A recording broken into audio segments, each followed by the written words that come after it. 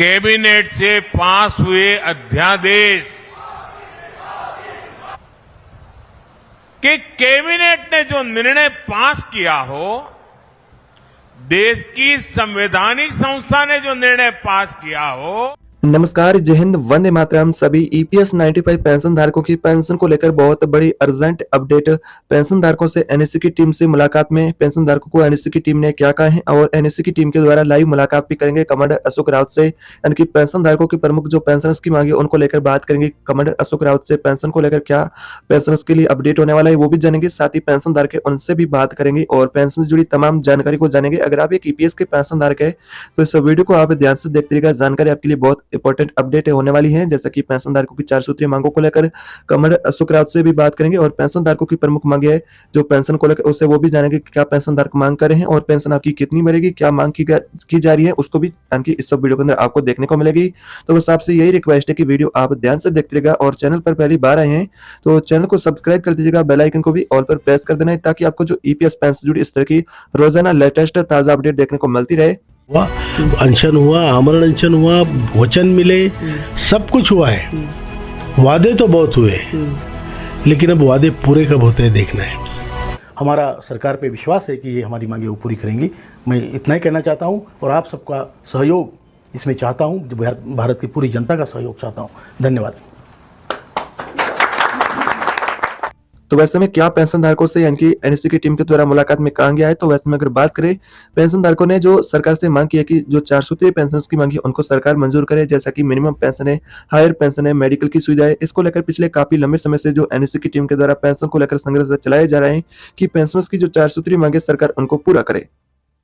जैसा कि minimum pension की राशि 1000 रुपए से बढ़ा करके 7500 रुपए की मांग हो, या फिर साथ में मेडिकल की सुविधा को लेकर मांग, हायर पेंशन को लेकर मांग हो। जो नए पेंशनधारक अगर आना चाहते हैं, ईपीएस पेंशन लेना चाहते हैं, तो अगर उनके लिए भी वेतन लिमिट को लेकर नया प्रावधान बनाया जाए। इस तरह की जो पेंशनर्स की प्रमुख मांगे हैं इनको लेकर एनएससी की टीम के द्वारा काफी लंबे समय से संघर्ष भी किया जा रहा है। तो एनएससी की टीम के द्वारा जो कमांडर अशोक राउत ने कहा है कि पेंशन धारकों को अपना यानी कि धैर्य नहीं खोना है, धैर्य रखना है और उनकी जो पेंशनर्स की जो 4 सूत्रीय मांगे हैं जिनको सरकार जरूर मंजूर करेगी। अब जो वर्तमान में जो केंद्र में नई सरकार आएगी उसके द्वारा भी इस संबंध में निर्णय लिया जा सकता है, क्योंकि एक सरकारी अधिकारी ने कहा कि पेंशन धारकों की पेंशन को लेकर फिलहाल सरकार के द्वारा तैयारी चल रही है और ईपीएफ के अंदर भी तैयारी चली है आपकी वेतन लिमिट बढ़ोतरी को लेकर। जो आपका वेतन लिमिट है 2000 यानी कि 14 की जो संशोधन हुआ जिसके तहत 15,000 रुपए का वेतन लिमिट लागू है, उसको लेकर भी अपडेट मिला है, उसको भी जानेंगे। और साथ में आपकी पेंशन को लेकर और एनएससी की जो कमांडर अशोक राउत के द्वारा टीम के द्वारा जो पेंशनर्स के मुलाकात करने के बाद क्या कहा गया है वो भी यानी कि एक नोटिस मिला है, उस नोटिस को भी जानेंगे कि एनएससी की टीम के द्वारा पेंशन को लेकर क्या नोटिस जारी किया है, उस नोटिस के अनुसार क्या पेंशन को लेकर फाइनली जवाब बताया जा रहा है कि सरकार से क्या मांगी की गई। सारी सच्चाई आज आपको वीडियो के अंदर देखने को मिलेगी, तो अंत तक वीडियो ध्यान से देखते रहिएगा। उससे पहले ईपीएफओ के द्वारा क्या अपडेट होने वाला है पेंशनर्स के लिए, जो ईपीएफओ का क्या यानी कि प्लान होने वाला है, जो सैलरी लिमिट बढ़ाने को लेकर जानकारी बताई जा रही है कि ईपीएफओ और सरकार के द्वारा तैयारी की जा रही है। तो ईपीएफओ का नया प्लान बताया जा रहा है कि जो वेतन लिमिट आपकी जो मिलती है 2014 के संशोधन के तहत 15,000 रुपए की, जैसे कि बदलाव के बाद आपका वेतन लिमिट 21,000 रुपए करने को लेकर ईपीएफओ ने नई जानकारी जारी की है। ये पेंशनर्स के द्वारा मांग की जा रही है कि 20,000 रुपए या फिर 21,000 रुपए की वेतन लिमिट सरकार लागू करे पेंशनर्स की लिए, यानी कि जो मांग है पेंशन को लेकर उसके तहत। लेकिन ईपीएफओ ने इतना कहा कि वेतन लिमिट बढ़ाने को लेकर चर्चा की जा रही है। फिलहाल कंफर्म यह नहीं किया गया वेतन लिमिट आपका 21,000 रुपए ही फिक्स लागू होगा या फिर अंतिम वेतन के अनुसार की पेंशन की गणना होगी, या फिर यानी कि जो वेतन लिमिट है जो आपका पूरी तरह से खत्म कर दिया जाएगा या फिर अधिक बढ़ाया जाएगा। तो ऐसे में इतना नहीं कहा है ईपीएफओ ने, बस इतना ही कहा है कि जो वेतन लिमिट है और पेंशनर्स की मुद्दे हैं उनको लेकर सरकार के द्वारा मूल्यांकन भी किया जा रहा है। तो वैसे में कंफर्म अभी तक यह नहीं किया गया है ईपीएफओ के द्वारा कि हायर पेंशन आपको साथ में मिलेगी या फिर मेडिकल की सुविधा मिलेगी या फिर नहीं मिलेगी, और जो वेतन लिमिट बढ़ाई जाएगी वो कितनी बढ़ाई जाएगी। तो इस तरह की आपके लिए ईपीएफओ से जानकारी होने वाली। अब जानते हैं कि एनएससी की टीम के द्वारा जो नोटिस बताया जा रहा है जिसके अंदर क्या नियम शर्तें बताई जा रही है कि जो आपका जो पेंशन है उसके अंदर जो क्या अब बदलाव होंगे, किस आधार पर पेंशन मिलेगी और क्या यानी कि नए नियम आपके लिए साथ में पेंशन से जुड़े यानी कि जारी होंगे। तो यहाँ पर नियम आपके उनके बारे में बात करेंगे और कितनी बढ़ेगी। यहाँ पर 3 लिस्ट आपकी पेंशन जुड़ी यानी कि जारी हुई, तीनों लिस्टों के बारे में जानेंगे एक एक करके जानकारी की कौन सी लिस्ट के अंदर पेंशन धारक आएंगे तो उनको कितनी पेंशन मिलेगी। तो 3 चरणों की पेंशन को लेकर जो आप सभी ने पहले भी सुना होगा कि पेंशन में बढ़ोतरी होगी, तो इस अपडेट की आखिर क्या सच्चाई होने वाली आज उनको भी जानेंगे। उससे जुड़ी यानी कि महत्वपूर्ण एक मीडिया रिपोर्ट के अनुसार जानकारी मिली है। तो सभी पेंशन धारक एक बार इस वीडियो को अभी इतना आपने ध्यान से देखा है तो वीडियो बिल्कुल ही ध्यान से देखते रहिएगा। तो यहाँ पर पेंशन से जुड़ी 3 लिस्टें बताई जा रही है। उस 3 लिस्टों के अंदर जो पेंशनधारक के 3 चरणों के अंदर बाँटे जाएँगे। तो वैसे में पहला चरण के लिए जो पेंशनधारक है उनके लिए क्या नियम शर्तें होंगी और दूसरे चरण के अंदर जो पेंशनधारक आएगा तो उनके लिए क्या नियम शर्तें होगी और इस अपडेट की पूरी सच्चाई को भी आपको आगे देखने को मिलेगी। किस हद तक ये अपडेट सही होने वाला है? क्या पेंशनधारकों को फाइनली 3 चरणों के अंदर पेंशन मिलेगी या फिर ये अपडेट है किस हद तक आपके लिए सही होने वाली है? सबसे पहले ये जानेंगे, उसके बाद में वो भी जानेंगे कि पेंशन से जुड़ी अपडेट की पूरी सच्चाई भी क्या होने वाली है। अगर बात करें पहले चरण के अंदर जो कौन-कौन से पेंशनधारक आएंगे, तो पेंशनधारक जो आएंगे 18 लाख पेंशन ऐसे ईपीएस के, वो यानी कि पहले चरण के अंदर आएंगे। उनको पेंशन मिलेगी 5,000 रुपए की, साथ में पेंशन उसको डीए भी मिलेगा। यानी कि 5,000 रुपए की पेंशन साथ में डीए, और उनके साथ में जो नियम यह जारी हुआ है कि उन सभी को उनकी एज जो 58 वर्ष की कंप्लीट करनी होगी और साथ में यानी कि जो 65 वर्ष तक जो एज के पेंशनधारक है उनको ये 5,000 रुपए की पेंशन मिलेगी जो फर्स्ट लिस्ट के अनुसार। और बात करें सेकंड लिस्ट की, तो यहाँ पर सेकंड लिस्ट में इस तरह की जानकारी बताई जा रही है कि 22 लाख ईपीएस 95 पेंशनर्स है, उनको पेंशन मिलेगी 7,500 रुपए की, साथ में उनको डीए मिलेगा और साथ में मेडिकल की सुविधा है, हायर पेंशन है।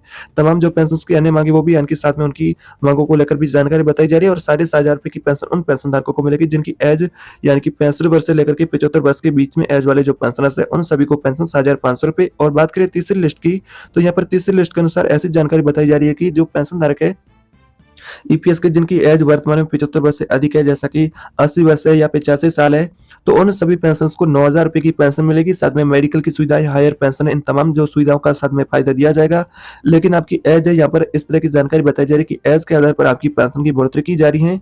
तो वैसे में इस अपडेट की क्या पूरी सच्चाई होने वाली है? ज्यादा जानकारी जो मिली है मीडिया रिपोर्ट के अनुसार, इसकी कोई ईपीएफओ से, सुप्रीम कोर्ट से और सरकार से ऐसी कोई घोषणा और लिस्ट को लेकर जानकारी नहीं मिली है। यह ताजा जानकारी जो कि मीडिया रिपोर्ट के अनुसार बताई जा रही है, जो कि आपको इस तरह यानी कि फायदा मिल सकता है, जो कि अगर देखा जाए तो फैसला आपके हक में ही होने वाला है अगर इस तरह पेंशन की राशि बढ़ती है तो। लेकिन सरकार ने ईपीएफओ ने ऐसा कोई भी ऐलान अभी तक 3 चरणों की पेंशन की लिस्ट को लेकर नहीं जारी किया है कि इस हिसाब से आपकी पेंशन बढ़ेगी। तो फिलहाल एक सीबीटी से भी आपकी पेंशन से जुड़ी जानकारी मिली, उस अपडेट को भी जानते हैं कि सीबीटी ने आखिरी पेंशन को लेकर क्या जानकारी जारी की है। तो सीबीटी से इस तरह की अपडेट बताई जा रही है सेंट्रल बोर्ड ऑफ ट्रस्टीज के द्वारा कि जो पेंशनधारक अधिक जमा पैसा करेगा तो उनको अधिक यानी कि पेंशन मिलेगी। ये भी साथ में अपडेट बताया जा रहा है कि जो अधिक पेंशनधारक है, जो ज्यादा जमा करेगा कंट्रीब्यूशन, तो उनको अधिक पेंशन मिलेगी। तो यह भी अपडेट मीडिया रिपोर्ट के अनुसार बताई जा रही है कि जो कि हायर पेंशन की अगर बात करें, अगर आपके लिए 31 मई तक का जो यानी कि विकल्प दिया गया है, अगर आपने हायर पेंशन का ऑप्शन अभी तक नहीं चुना है तो हायर पेंशन अगर आप भी लेना चाहते हैं तो उस ऑप्शन को चुन सकते हैं और हायर पेंशन का आपको लाभ मिलेगा। तो वैसे में इस तरह की आपकी ईपीएस पेंशन को लेकर आज दिन भर की छोटी बड़ी अपडेट होने वाली है। तो फिलहाल अगर मांगों को देखा जाए तो एनएससी की टीम के द्वारा ये यानी कि पेंशनर्स को कहा गया है कि पेंशनधारक है जो अपनी मांगों को बरकरार रखेंगे तब तक यानी कि पीछे नहीं हटेंगे जब तक उनकी 4 सूत्रीय पेंशन को लेकर जो मांगे सरकार पूरा नहीं करती है। तो फिलहाल यानी कि लोकसभा चुनाव के चलते जो आचार संहिता लागू होने की वजह से पेंशनधारकों ने अपनी मांगों को जारी रखा है और आंदोलन को भी यानी कि फिलहाल बंद कर दिया, क्योंकि अब जो नई केंद्र के अंदर सरकार आएगी उसके द्वारा पेंशनर से अपनी मांगे जारी रखेंगे और जो सरकार कोई भी केंद्र के अंदर आए उससे पेंशनर्स को कोई मतलब नहीं है। और पेंशनधारक चाहते कि उनकी सिर्फ एक ही पेंशन की राशि को लेकर मांग की जा रही है कि 7,500 रुपए की पेंशन सरकार लागू करे। साथ में जो मेडिकल की सुविधा है वो भी यानी कि पेंशनर्स की दूसरी प्रमुख मांग है। तो वैसे में इस मांगों को लेकर पेंशनर्स की प्रमुख जो मांगे उनको लेकर फिलहाल सरकार से ईपीएफओ और सुप्रीम कोर्ट से कोई आधिकारिक जानकारी नहीं जारी हुई है कि कंफर्म आपकी इतनी पेंशन बढ़ेगी। तो इस तरह की रोजाना ताजा नई अपडेट आप पाना चाहते हैं तो चैनल को अभी तक आपने सब्सक्राइब नहीं किया है तो चैनल को सब्सक्राइब कर बेल आइकन को भी ऑल पर प्रेस कर दीजिएगा।